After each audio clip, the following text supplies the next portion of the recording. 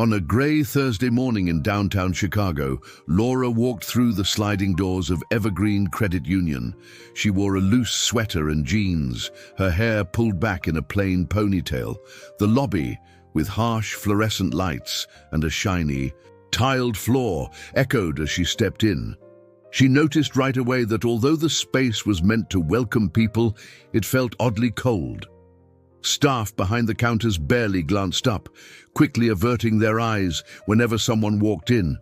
There was a kind of unspoken barrier running through the place, people shuffling papers, whispering behind the glass, only looking at customers when absolutely necessary. Laura felt the weight of every glance, sensing more judgment than courtesy. She had been in countless banks before.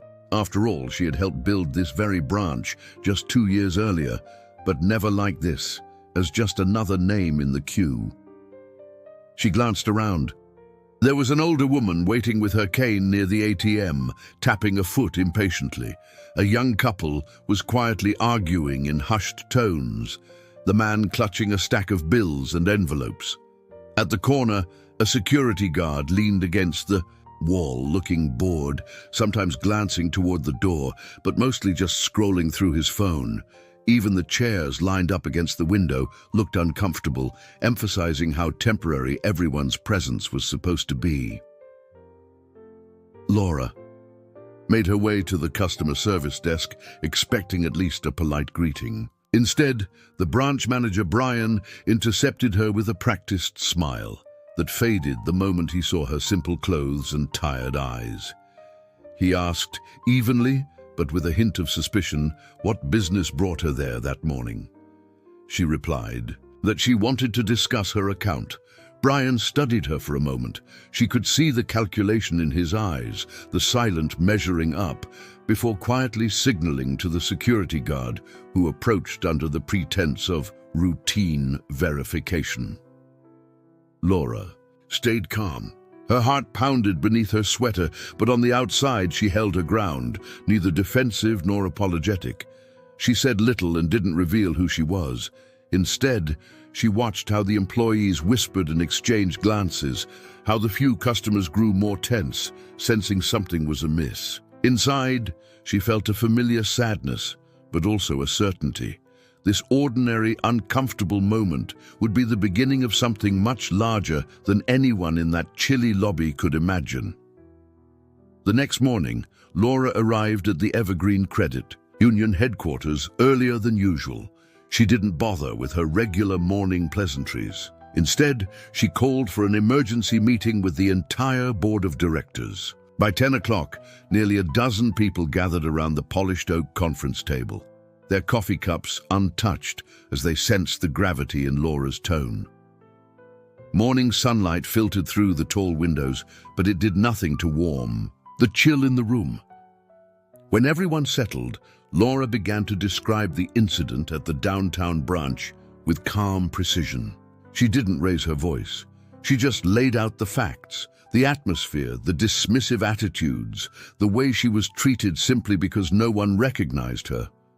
She went through the details one by one, mentioning the glances, the whispers, and finally how she was stopped and questioned for no reason other than looking out of place. At first, the directors reacted with disbelief, exchanging nervous looks and shifting in their seats. Nobody wanted to be the first to speak. There was a moment when it seemed like people might brush off her story as a misunderstanding. But Laura pressed on, connecting what she experienced with a broader pattern she had noticed in recent years. Subtle complaints from customers, rising, turnover among frontline staff, and management reports that always seemed just a little too polished.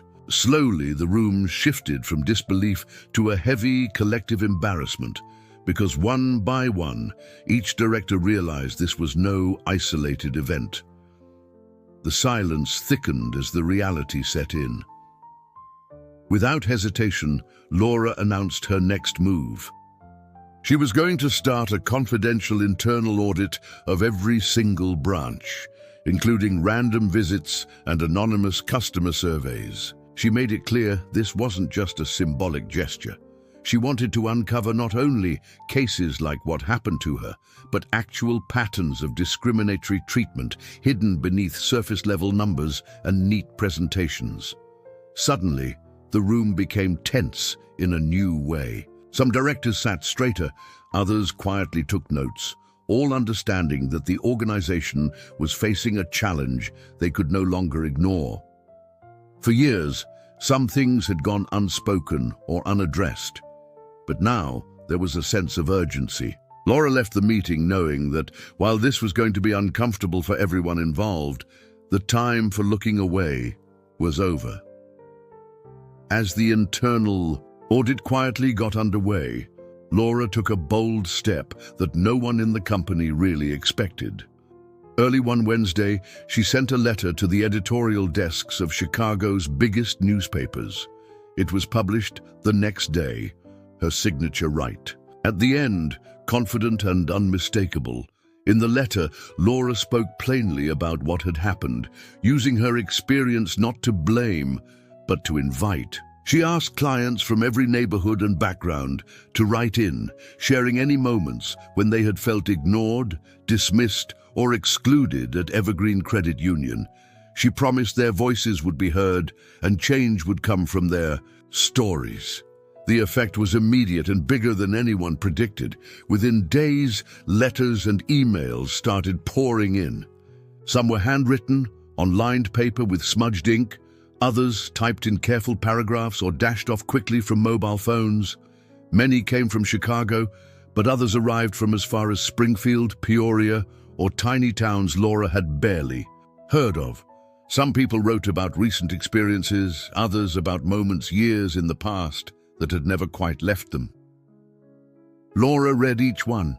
She stayed up late some nights, glasses slipping down her nose, scanning messages full of pain and sometimes hope.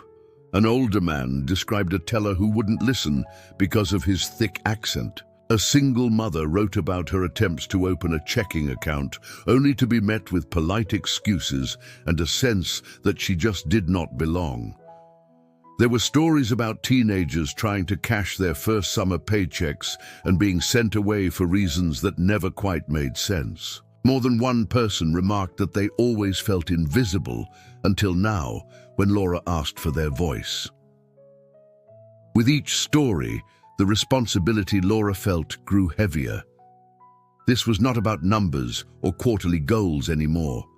The faces and lives behind those stories, the honest way people wrote about their disappointment and sometimes cautious hope, reminded her that she wore two hats, not just as CEO of Evergreen, but as someone whose job was to protect and prove the values she had always said the company was built on. The spotlight on Evergreen Credit Union became brighter with every headline and tweet. Laura knew the road ahead would be long, but she was more determined than ever to make real change, no matter how much work or discomfort it brought. One Friday afternoon, as Laura was sorting through another stack of letters in her office, her longtime co-worker Denise quietly knocked at the door. Denise had been with Evergreen Credit Union for more than 20 years, working her way up from teller to branch supervisor in the busy Aurora location. Though she usually carried herself with an easy smile and infectious energy, today Denise looked nervous, her hands fidgeting and her eyes darting toward the hallway. Laura welcomed her in and offered a seat. Denise sat, silent for a long moment, clearly searching for the right words. Finally, her voice trembling a bit, she admitted something she'd kept inside for months. She had tried not long ago to report a case of discrimination she witnessed at another branch. Instead of being heard, Denise was told to let it go, to not cause trouble or endanger team unity. She was even warned in not-so-subtle ways that raising issues like this could affect her role in the company. Denise told Laura about the frustration and fear, the anger she felt at seeing a customer belittled and knowing she could not stop it or speak out. The story stung Laura deeply. Not just the content, but the idea that someone as dedicated and compassionate as Denise had been sidelined for defending Evergreen's supposed values. But Laura also felt a new resolve. Denise's courage, even in sharing the story now, was exactly the kind of energy Evergreen needed, and it gave Laura the determination to tackle the problem head-on, even if it meant conflict inside her own walls. Without hesitating, Laura made a decision then and there. She offered Denise a new role, coordinator for the freshly created Office of Equity and Access. Laura explained what she envisioned, a department not just on paper but with power, resources, and trust.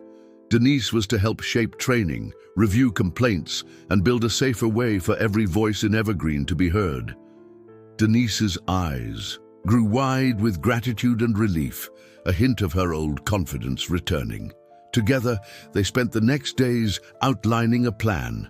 They started with open forums and safe channels for employees to report wrongdoing, all protected from any sort of retribution. They mapped out workshops and real conversations about inclusion, vowing to silence the fear that had settled in so many corners of the organization. This was just the start, but both Laura and Denise knew it was the beginning of real change.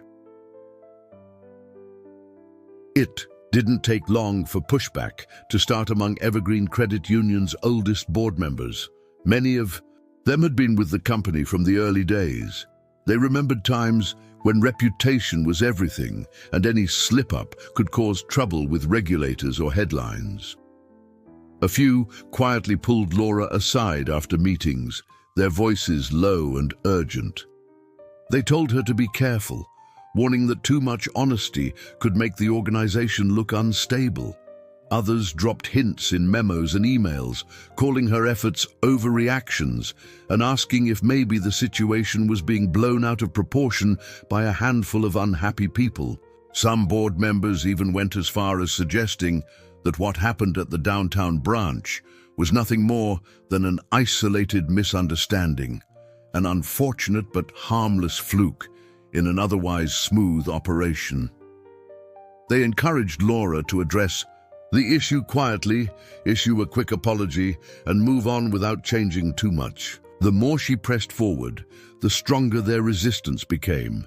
They worried that admitting to deeper problems would damage Evergreen's spotless public image, make customers doubt the institution, and send the wrong message to their longtime partners. Laura felt their doubts most keenly in the empty spaces after a heated conversation, or when board meetings ended with awkward silence and sidelong glances.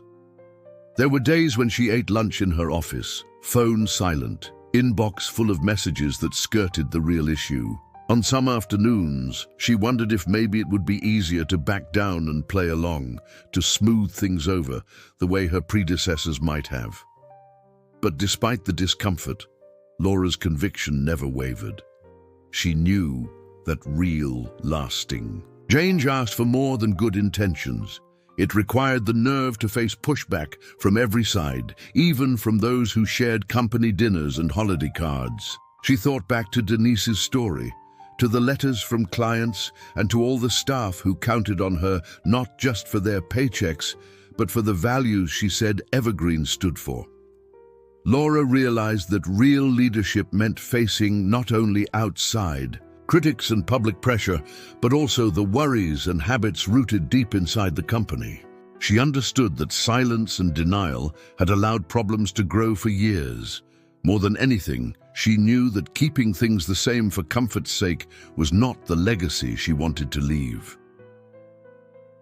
A turning point arrived one Monday morning when a respected financial columnist, Thomas Reed, wrote a thoughtful piece in the Chicago Tribune. The article, which quickly gained traction across social media and television news, praised Laura's honesty and the risks she was willing to take as leader of Evergreen Credit Union.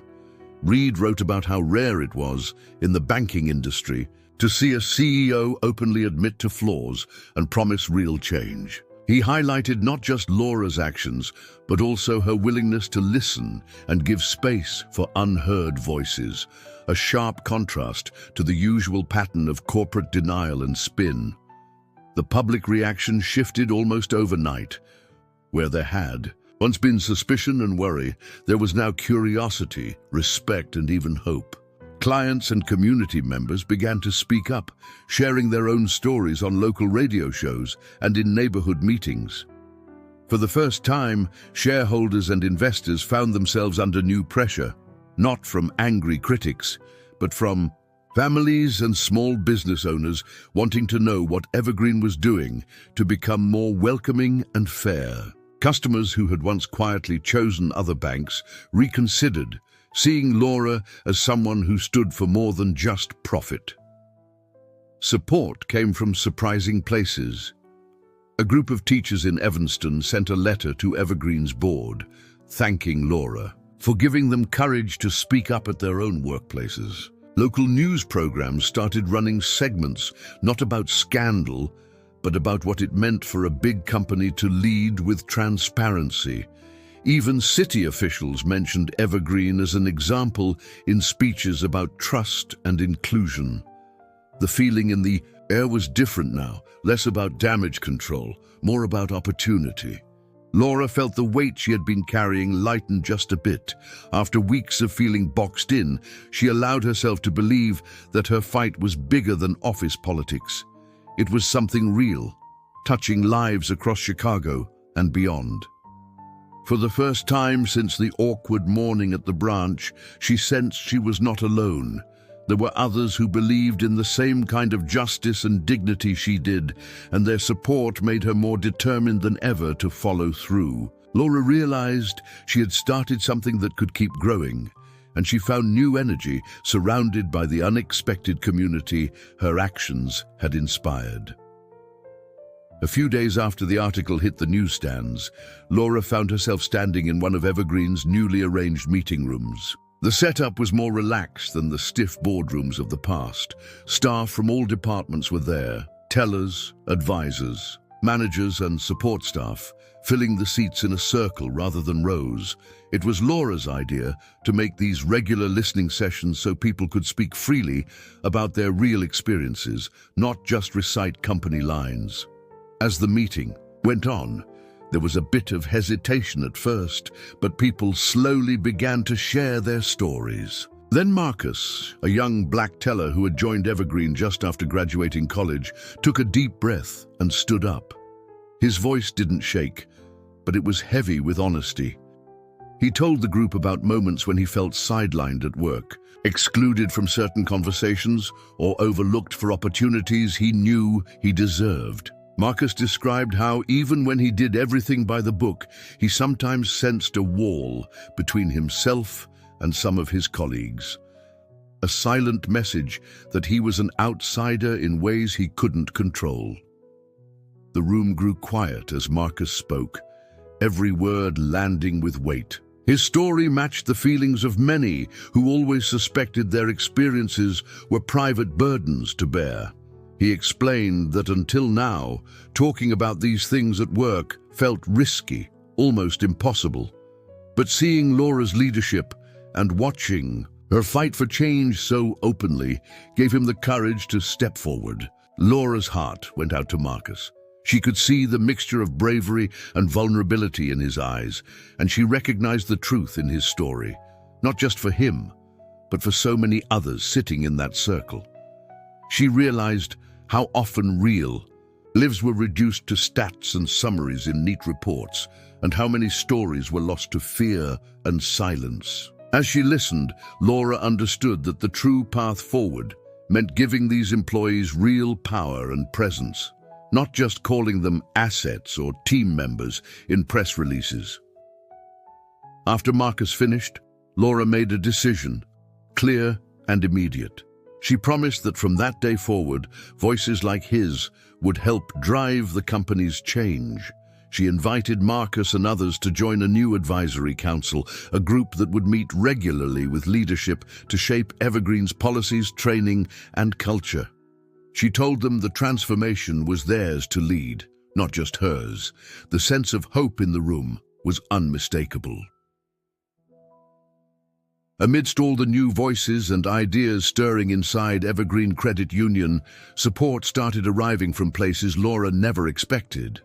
Early one morning, her assistant brought in a stack of handwritten letters, each neatly folded, some decorated with stickers and doodles. Most were from elderly clients who had banked with Evergreen for decades. But what caught Laura's attention was a bundle tied together with a ribbon and a card at the top, signed by Ruth Kennedy. Ruth, as Laura soon found out, was a retired teacher from Oak Park who had spent more than 30 years in Chicago's public schools. She was also known in her community for volunteering, organizing reading groups for kids, and, lately, gathering friends at the local library to talk about current events, including Laura's fight at Evergreen. In her letter, Ruth wrote with the warmth of a grandmother and the passion of someone who had never stopped caring about others. She thanked Laura for speaking up for those who had always blended into the background and for daring to face problems that most people like to ignore. Ruth described how, throughout her life, she'd witnessed many of her students, kids from immigrant families or different neighborhoods, quietly pushed aside in ways that were subtle but hurtful.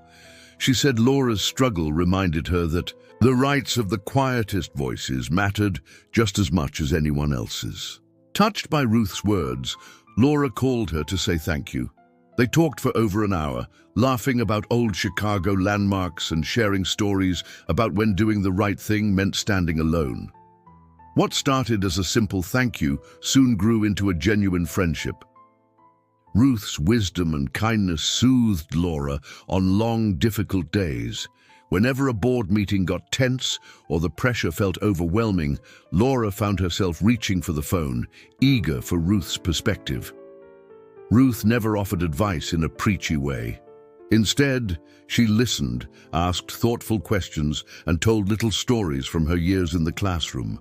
Stories about students who found their voices, about standing by what was right, even when it was hard. Those talks kept Laura grounded. They reminded her the stakes were more than just business or news headlines. As their friendship blossomed, many at Evergreen came to know Ruth too, and her influence spread through small acts of encouragement that rippled through the whole organization. It was only a matter of weeks before the internal audit Laura had requested showed up on her desk with results that were impossible to ignore.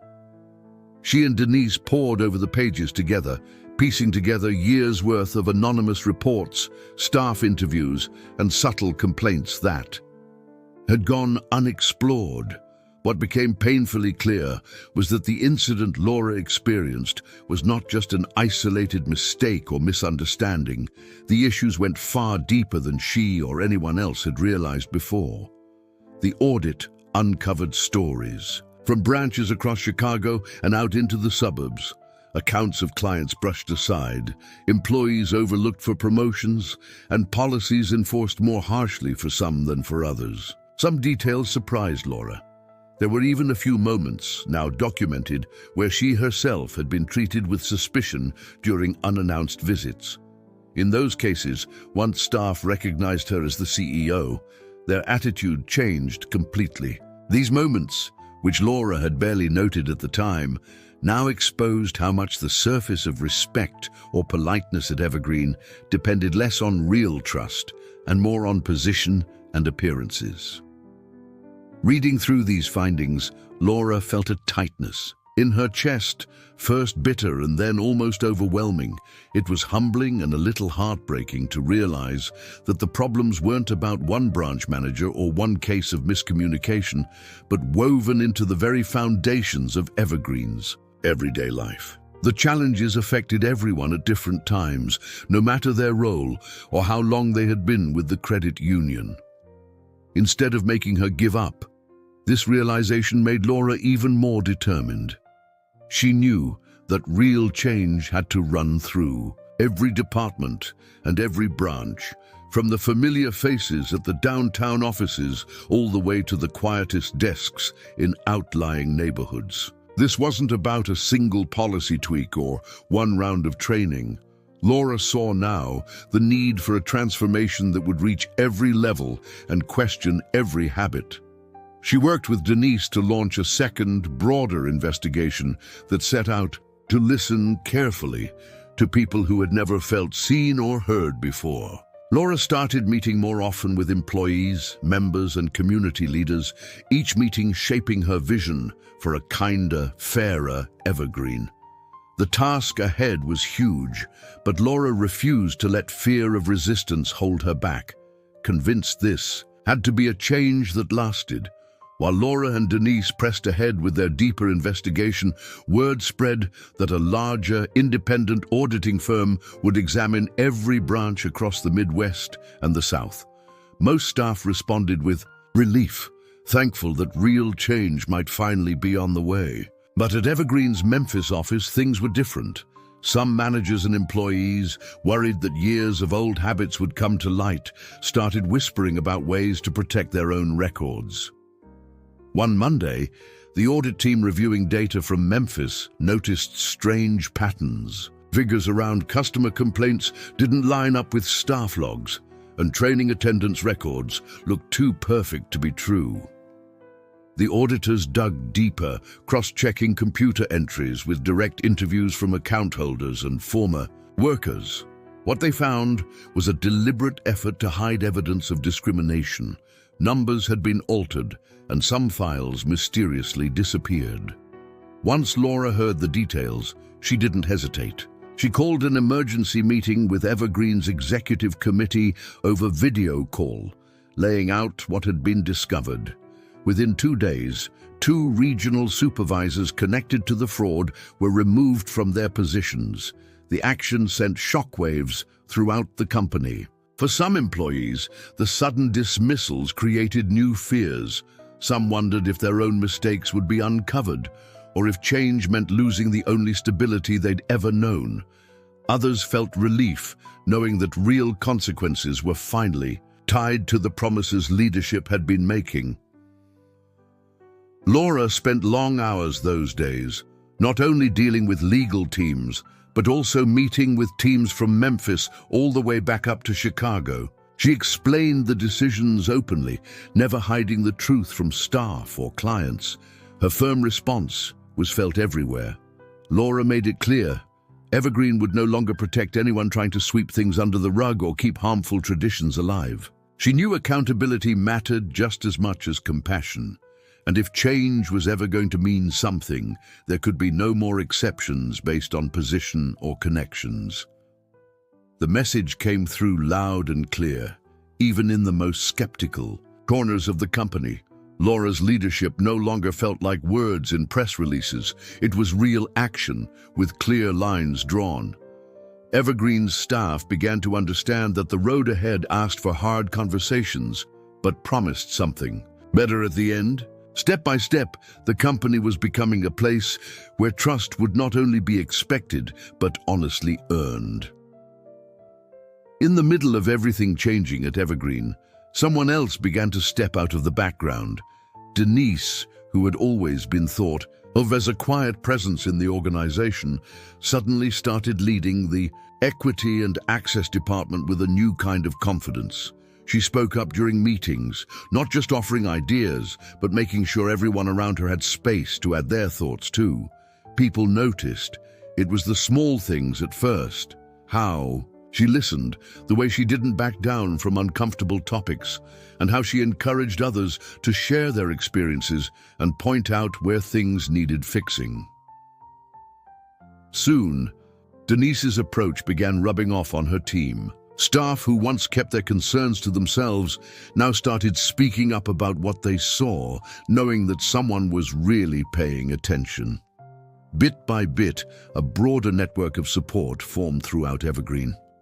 Employees from different branches reached out to each other, trading advice and encouragement, even just checking in after hard days. The sense of being in it together kept growing, and every department felt a little safer, a little more united.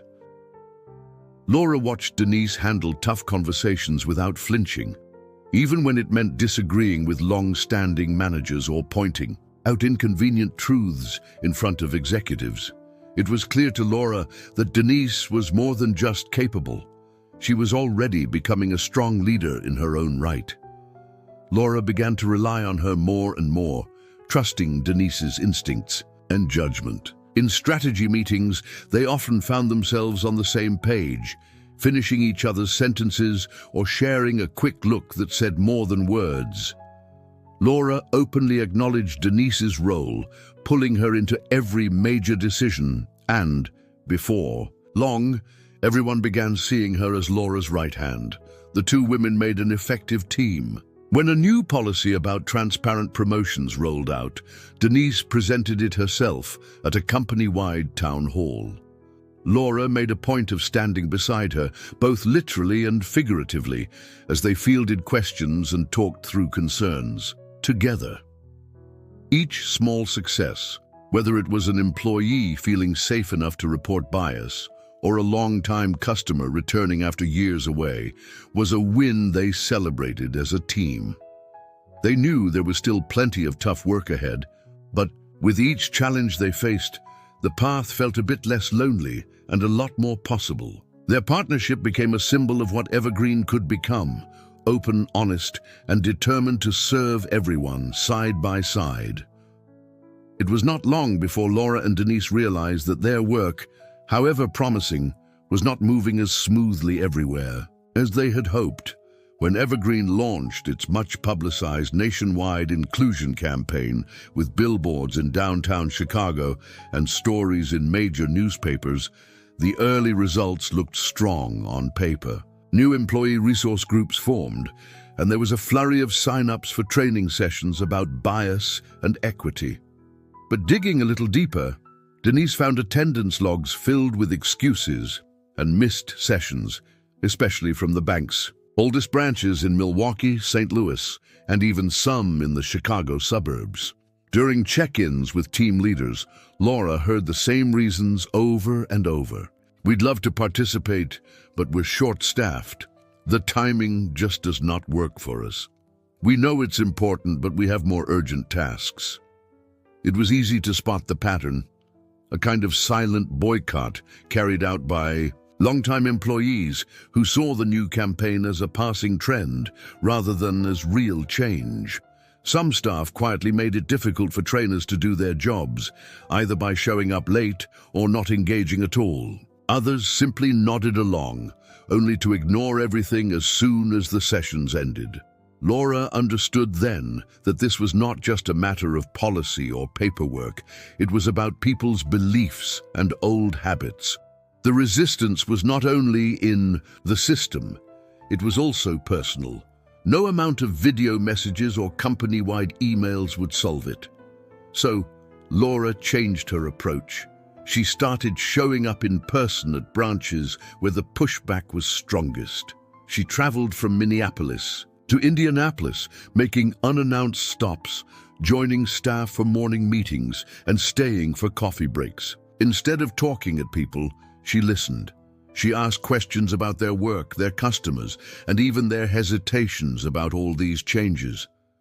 More than one employee, surprised to see the CEO sitting at their table, confessed that they honestly worried about losing traditions or being judged harshly for old mistakes. Laura did not lecture or make threats. She shared her own doubts, remembered her mistakes, and made it clear the point of the campaign was not to shame anyone, but to make Evergreen a better place for everyone. She wanted staff to see that inclusion was not just something to check off a list, but a way of treating each other that would make every branch stronger. Step by step, trust started to build. One Wednesday afternoon, the meeting room at Evergreen's Kansas City branch buzzed with uneasy chatter. That week, all employees were expected to attend a new round of required training. This time, it was focused on unconscious bias. Some folks shuffled papers or checked their phones, probably hoping the session would be over quickly, while others sat a little straighter, guessing that any mention of past incidents might stir up feelings best left quiet. Then the door opened, and in walked Michael, the former manager whose poor handling of Laura's experience months before had sparked so much of the ongoing change. When staff saw him step to the front of the room, a hush fell. People exchanged looks, a few folded their arms or avoided eye contact. Michael looked nervous, and it was clear this was not going to be just another routine lecture. Michael started by thanking everyone for letting him speak. He did not try to pretend nothing had happened. Instead, his voice a bit unsteady, he talked about how it felt to be at the center of that first incident, his career upended and his reputation questioned. He admitted that at the time, he had not understood the real harm in what happened, how assumptions, even small ones, could shape the lives of others in ways he never meant or imagined. He did his best to explain himself. But the more Michael talked, the more obvious it was that his own mistake pointed to bigger problems at Evergreen. He described the pressures he had felt to stick to rules, the way other managers passed down shortcuts, and how no one ever stopped to ask if those unwritten habits were helping or hurting people. For many in the room, it was uncomfortable to hear a colleague talk so openly about personal failure, but it was also a kind of wake-up call. They all saw that ignorance and bias could go unnoticed for years, even among seasoned professionals.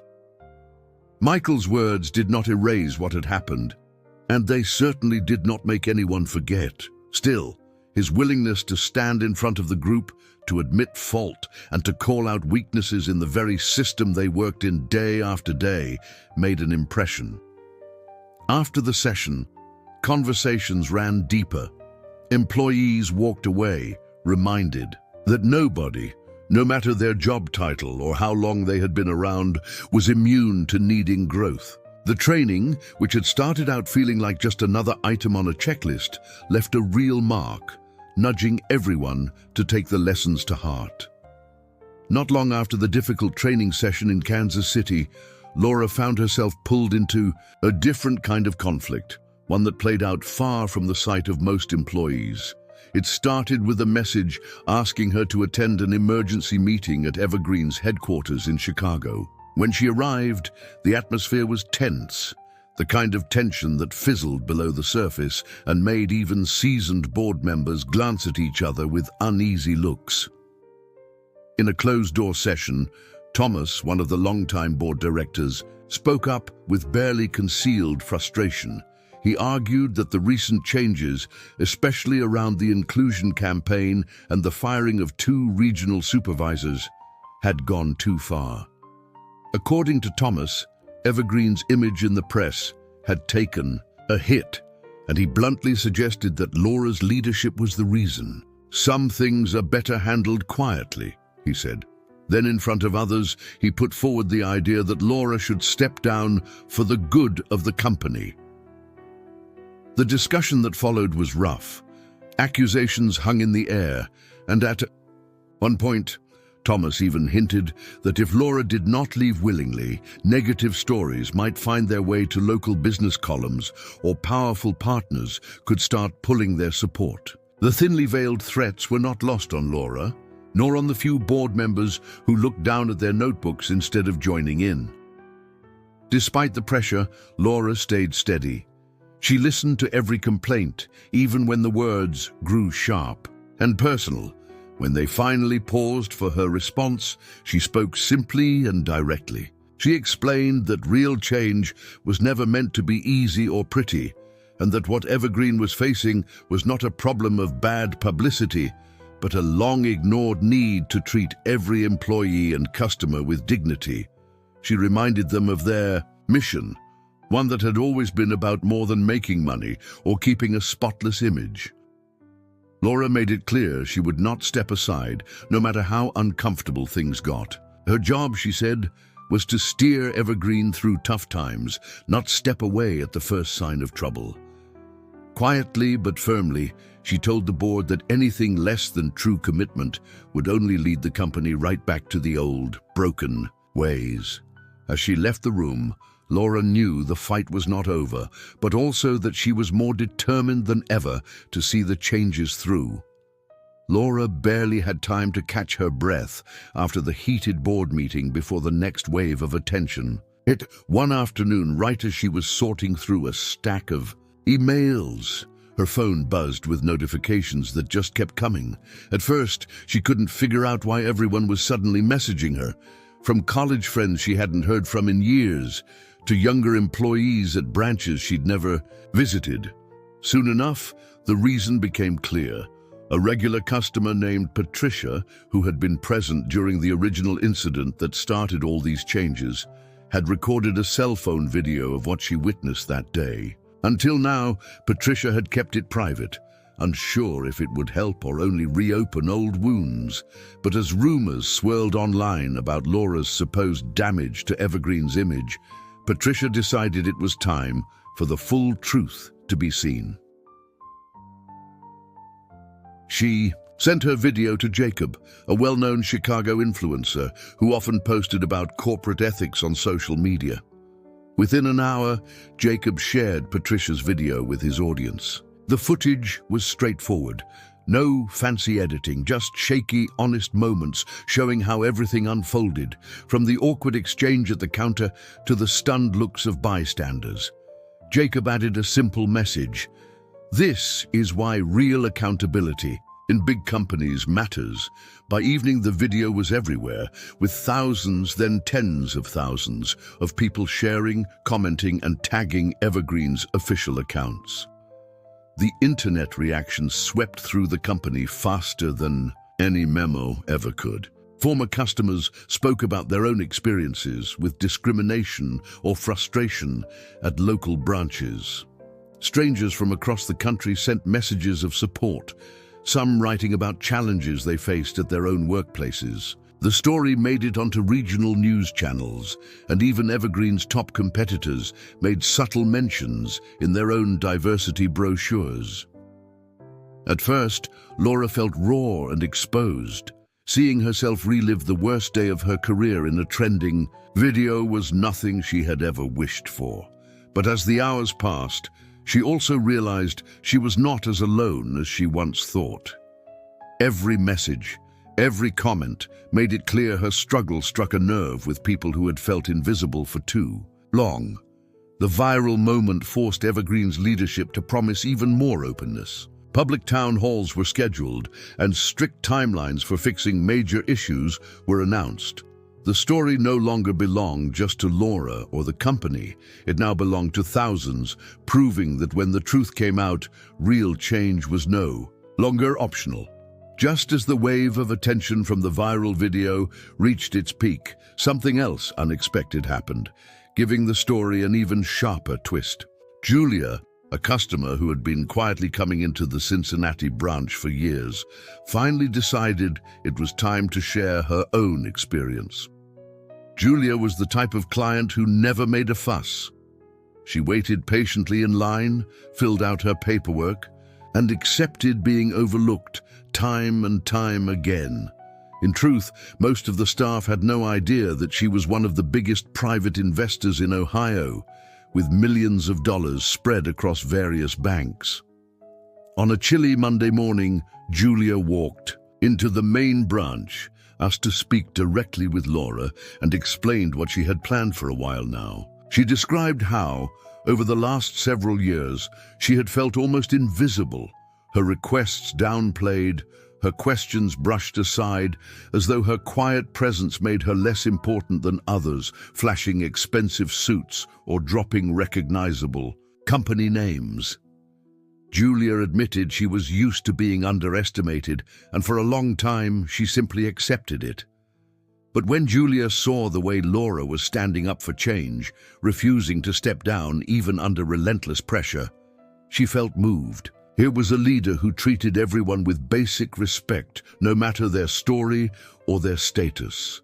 Julia revealed to Laura that she was transferring all her accounts, worth several $1 million, away from her previous banks and bringing them to Evergreen. She said she wanted her investments handled by people who understood that every client deserved to be seen and heard. By the end of the week, news of Julia's move made its way through Evergreen.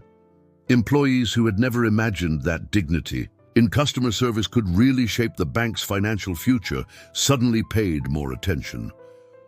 When the next quarterly results came out, the numbers showed a clear jump.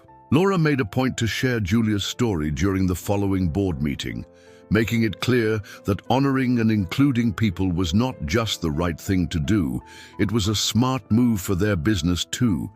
She urged even the most skeptical board members to look at how dignity, care, and real listening lead to customers who do more than just stick around. They invest, they share their trust, and they help the company grow. Julia's quiet support proved that inclusion and business success could not just happen together, they depended on each other. Right around the time Julia's decision started shaking up the old way of doing things, Ethan, one of Evergreen's branch managers in Denver, found himself thinking about how much more the company could do for its customers. Ever since the changes began, Ethan had paid closer attention to everyone who walked in, not just the folks making a big show or with lots of business, but also the ones who sometimes moved a bit slower or seemed uncomfortable asking for help. It struck him that the senior customers, in particular, faced obstacles that younger patrons rarely even noticed. They struggled with small print on documents, complicated online systems, or even just reaching a teller who didn't seem rushed or distracted. Ethan did not keep these thoughts to himself. He started jotting down simple ways Evergreen could do better by older customers. His suggestions were practical: larger print forms available at every counter, staff trained in patient communication, and special hours a few mornings a week when seniors could transact business without long waits or distractions. He even asked whether it would be possible to create a quiet corner with comfortable chairs where people could sit while waiting, instead of shuffling from foot to foot near the main entrance.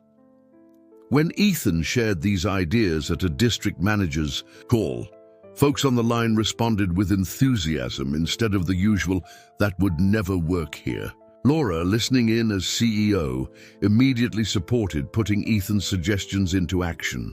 Within 2 weeks, the changes rolled out at several branches, starting with Denver, then moving quickly to locations in Des Moines and Cleveland.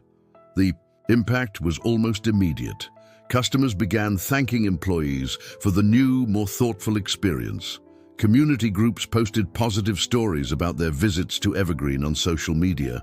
Before long, local news outlets dropped by to see what all the buzz was about, and even featured Ethan in short interviews, framing him as a key example of the new Evergreen. Ethan's willingness to speak up and push for real, straightforward change made him a bit of a hero among staff. People at other branches felt encouraged to submit their own ideas and suggestions, some of which were adopted just as quickly. The company atmosphere shifted. People saw that improving the bank was not only up to senior management, but something everyone could help with.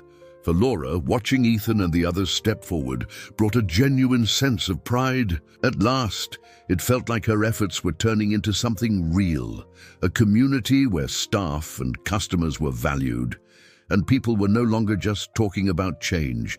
They were making it happen together.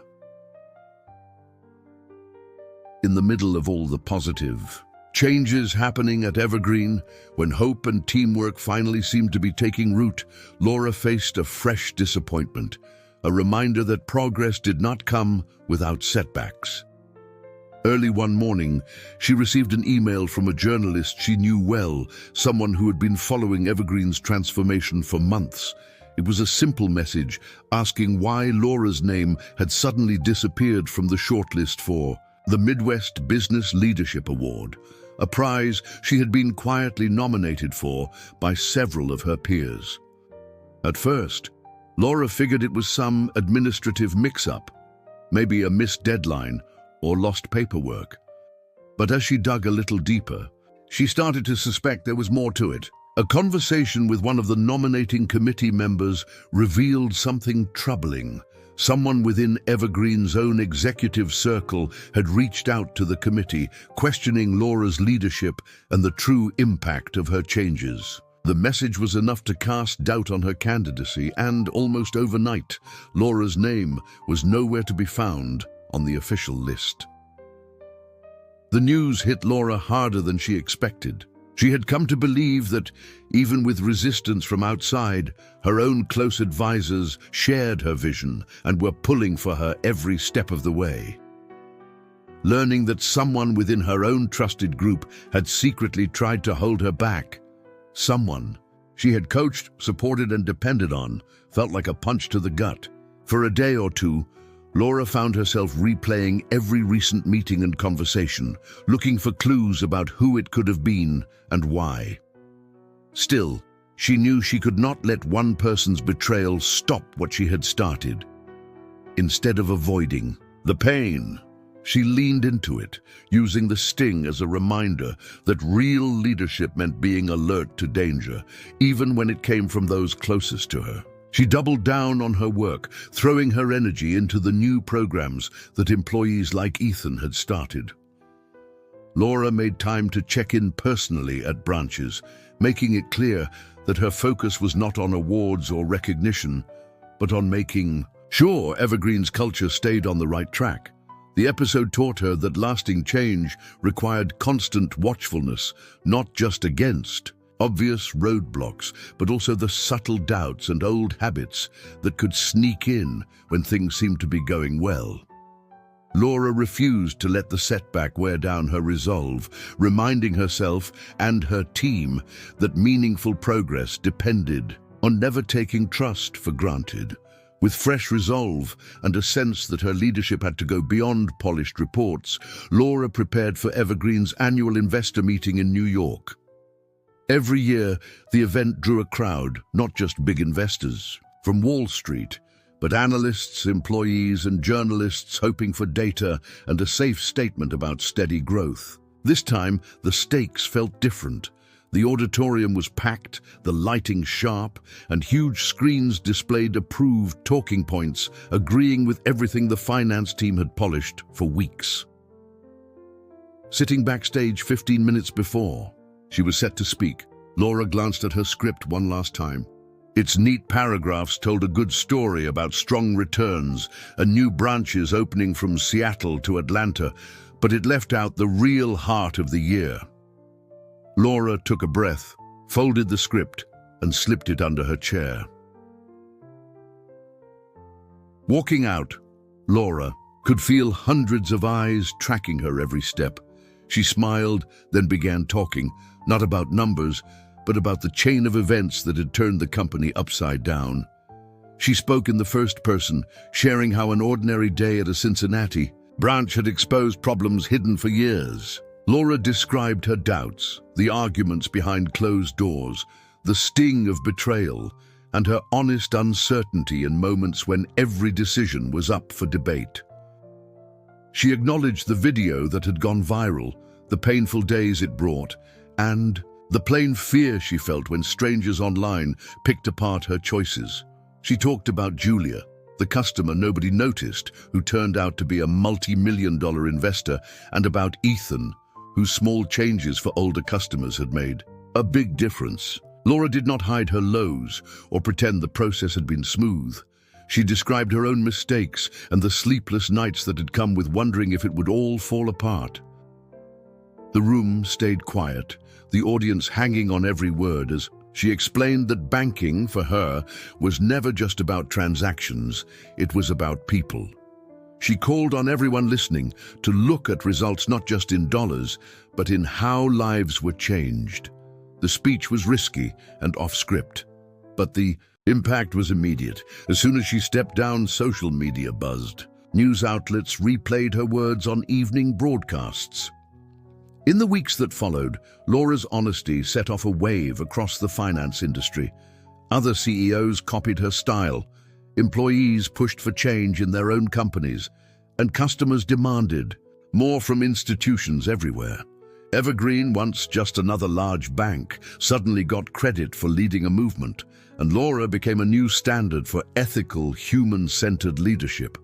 The story of the year lived far beyond that day's numbers, marking a real shift in how people understood what a bank and its leaders could be. The months after the investors' meeting brought steady, patient work for Laura and everyone at Evergreen. Change, she realized, came in small steps, never as quick as a headline or a viral post might suggest. Each day, Laura made time to check in with different branches, whether that meant video calls with tellers in Boise or in-person visits at the offices in Minneapolis. She noticed it was not grand speeches that moved things forward, but the everyday moments. Listening to a customer share frustration over a fee, supporting a nervous staff member through a relocation, or fielding tough questions during meetings where not everyone believed the new path would work. There were still plenty of doubts swirling in some corners. Some longtime employees worried the new focus on customers and community could mean more work without clear payoffs. Others hesitated, clinging to the way things had always been done. Laura understood those doubts well. She had her share of them before. She found herself balancing transparency and persistence, telling her story not just to outsiders, but also within the company walls. The point was not to erase every mistake overnight, but to show progress through every real interaction and decision. Even as Evergreen's reputation began to heal, Laura felt something change inside herself. The moments that once made her silently question if a big institution could honestly do better now began to feel like proof that change, though messy and slow, was possible. Every time a customer wrote in to say they felt finally seen, or an employee shared a new way of making customers' visits easier, Laura's confidence in the process deepened. There were days that reminded her where this all had started. Laura sometimes caught herself thinking back to that afternoon in Cincinnati, when one small act kicked off the whole transformation. Back then, a manager had hit a button and dismissed her as just another face in the lobby, not realizing who she was or what she stood for. That moment had made him, and soon everyone around realized that the person standing in line was the company's founder, and that she was not finished shaping its future. At its core, Evergreen's story became about patience and persistence. It was about listening again and again, even when it would be easier to shut down or pretend nothing needed fixing. Laura rebuilt Evergreen not only on balance sheets, but also in the day-to-day belief that any place, no matter how old or set in its ways, could find a better way forward if people were willing to change from the inside out.